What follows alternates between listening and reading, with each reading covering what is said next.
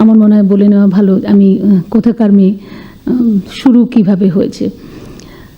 আমার বাড়ি ত্রিপুরার আগরতলায়। তো আমি আগরতলা থেকে কলকাতায় পড়াশোনা করার জন্যে রবীন্দ্রভারতী ইউনিভার্সিটিতে ভর্তি হয়ে এসে এরপর শুরু হয় গানের যাত্রা। প্রথমে আগরতলার কথা একটু বলে নিই। আগরতলায় আমি জন্মেছি এবং অন্য একটা পরিবেশে আমি ছোটোবেলাটা কাটিয়েছি।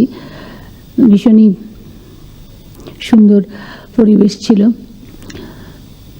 আমার বাবা কাকা সকলেই ডিফেন্সে ছিলেন। সেই সুবাদে আমাদের মিলিটারি এরিয়ার ভেতরেই থাকতে হতো। কাজেই সেখানে বাংলা কথা বলার মতো কেউ ছিল না, মানে বাঙালি খুব কমই ছিল সেখানে, অবাঙালি বেশি।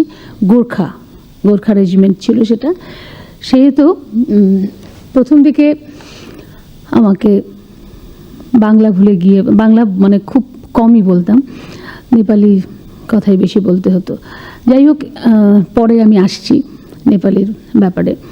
তো এরপর পড়াশোনা করে ওখান থেকে হায়ার সেকেন্ডারি পাশ করে আমি কলকাতায় আসি। এসে রবীন্দ্রভারতীতে ভর্তি হয়েছি বলেইছি আগে। তার আগে আমি রেডিওতে, খুবই ছোট আমি তখন, রেডিও স্টেশনে, আগরতলা রেডিও স্টেশনে গান করি। কৃষি জগৎ অনুষ্ঠানে আমি গান করতাম, ফোক। ছোটোবেলাটা আমি মানে গান শুরুই করেছি ফোক দিয়ে। কাজেই সেই ফোক আমি রেকর্ডও করেছি 69-এ। সে গানটি করার এবং রেকর্ড করার পেছনে যে ছোট একটি গল্প না বললে আমার মনে হয় এটা অপরিষ্কার থেকে যায়। তো আমি খুব অনুষ্ঠান করতাম ছোটোবেলায়।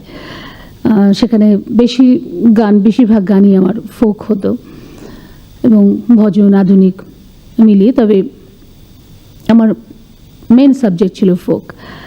তো কাজেই ওখানে অনুষ্ঠান করার সুবাদেই আমার গান শুনে আমাকে রেকর্ড করাবার জন্যে HMV-তে প্রথম আমি রেকর্ড করি।